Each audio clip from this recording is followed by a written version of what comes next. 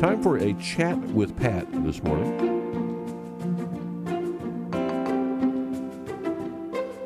I'm so excited this morning. We have with us Paul List. Paul is kind of a self-educated man. He's studied scholastic philosophy, Christian theology, was on a variety of shows talking about his new book, Mount Doom, The Prophecy of Tolkien Revealed. Very interesting book. So welcome, Paul. So nice to have you on the show this morning. I want to get right to the heart of this. So tell our audience about how Tolkien actually reveals kind of future dangers that we are facing right now, especially in his Lord of the Rings series. Yeah, well, he saw the writing on the wall with his interaction with Alan Turing as part of a government code and cipher school in preparation for war with Hitler. Mm-hmm. And they were set 50 intellectuals from Britain were actually given the task to try to crack the Enigma machine. And on staff there was Alan Turing, who in 1936, a few years earlier, had basically on paper invented the digital computer.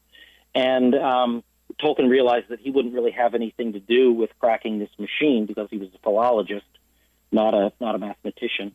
So he got out, but he saw with his interaction with Alan Turing and then reading his papers, Alan Turing's work over the years really helped shape his mythology. So what Tolkien did was he gave us a psychological saga. It's not about Middle-earth isn't this world. It's actually the material brain and all of the facets of the rational soul and the attributes of the mind are given character, material and immaterial. They're given character, and they play out in a grand saga. At war, it's a war, but it's a war of ideas. It's the scholastics of Thomas Aquinas versus Descartes and company, the engineers of the Industrial Revolution and the Age of the Machine. And he knew that the ultimate end of Alan Turing's work and the Industrial Revolution would be that we would make an idol. We would make an idol in our own image, and this idol would actually force us to worship it at the expense of God. And that's exactly where we are. Wow.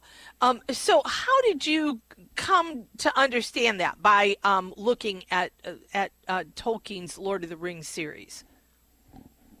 Because having given myself a scholastic education, which was the philosophy at the foundation of Christianity that was pushed out after the Reformation, pushed out by Descartes, Bacon, and company, and that's infected our whole education system. So now everybody studies the Cartesian, truncated Cartesian education system, and then highly infected by John Dewey, which really industrialized education. I didn't want anything to do with that. So about 33 or 34 years old, I decided to give myself a scholastic education, and that took about 25 years.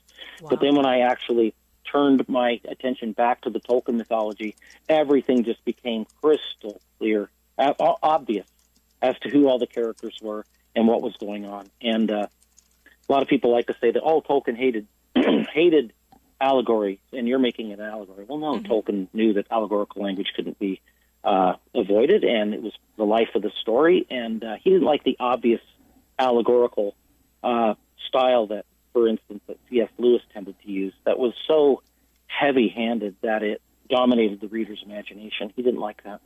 So he wrote a very subtle he used typology, parable, fable, mythology, metaphor, simile, all the tools to write a story, and wrote an incredibly powerful and entertaining story mythology that gives us really gives us the answer to this great threat to humanity, which is artificial intelligence, which is upon us.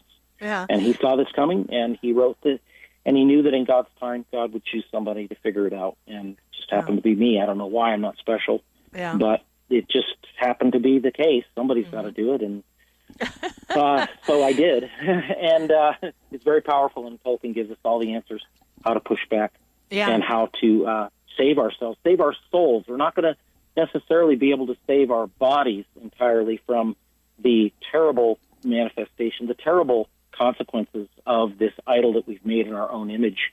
but we can save our souls. And let's face it, that's the important thing, is the eternal end, our perfection and beatific vision. We can save that. Right, just in our bodies. Yeah. So do you think, what are other issues that, because we're talking here about AI and computer and the machine technology, but what other issues does Tolkien take on in this, in his Lord of the Rings, as you kind of interpreted it? Well, he takes on the fallacy of Marxism and how Marxism has infected the education system, and how important the education system is. And it's not education anymore, it's indoctrination. It's indoctrination into Marxism. And, of course, he takes that head on. Saruman is in the image of John Dewey, the great Marxist president of the Teachers College in Columbia in the early 20th century. And he, through his Marxist enthusiasm, he infected many generations of teachers that have gone out and now turned the majority of the state-sponsored public education systems and many of the universities into little more than woke programmers, programming the students into the false and deadly ideology of Marxism. Yeah. And you also bring up the whole topic of moral relativism, too, the idea that there is no sense of a deeper or objective truth, correct? That comes through, too? Oh, absolutely. I mean, and that was at the foundation of, that was really at the foundation of who Saruman is and John Dewey. John Dewey didn't believe that there was any immutable truth. There was no real principle. It was all democratic. What the mob decided, the majority, that was the truth of the day. I'd also like to say that I don't think enough people really realize, unfortunately, no Protestant realizes this, is that really the father of moral relativism is Martin Luther. Martin Luther is, he's at the foundation. He's brought on the Reformation in Germany. His idea of sola scriptura, which is really just Scripture, no church, just Scripture. And Scripture is where we get all of the fundamentals of our morality and our ethics. Right. Comes from Scripture, Christian Scripture. And then alongside of that was individual interpretation. Everybody's got the right to interpret this source of our morality on their own without any higher authority. And of course, that's just moral relativism. Right. That gave birth to moral relativism. That's good insight. Really, Martin Luther brought it into being, and then what really brought into being Marxism was the essence of the Industrial Revolution, where you had this huge and ever-widening gulf between the haves and the have-nots, the wealthy and the poor, and what really made that possible were the haves had the machines. Right. The haves had the technology to produce and distribute. And, of course, this opened a huge chasm between labor and capital, to refer to Leo XIII, his great encyclical. And, of course, who filled this void with a false ideology, very dangerous ideology, was Karl Marx.